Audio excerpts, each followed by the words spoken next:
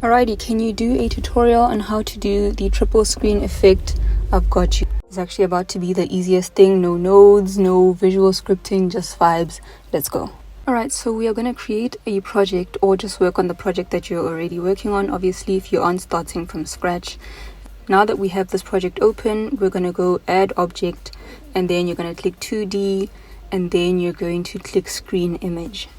So if you look over at the hierarchy here, you'll see that we've added a 2D camera and a screen image as the child object of that 2D camera, right? And then you can also see the screen image over here in the scene view. So next, you're going to come over here to the inspector, and then we're just going to change the texture of the image to camera texture, right? And this is so that the image displays what the camera sees instead of like a flat static image like we're seeing over here. Right, and then now kind of looks like we haven't done anything, but if you move this image in any direction, I'm just going to move mine down in the Y position, you'll see that it's actually an image on top of the original camera picture that we used to see.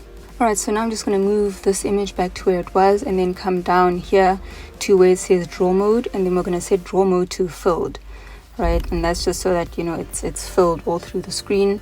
And then we are going to crop the edges of the image using the start point and filled range sliders, right? So also set the fill type to horizontal so that it crops at the top and bottom instead of from left to right. And then yeah, so now we're obviously just going to like crop. You can crop the amount that you want for, you know, the kind of look that you're trying to accomplish. But for what I did, I set my start point to 0.2, and then I set my fill range to 0.4, and then sort of cropped like that.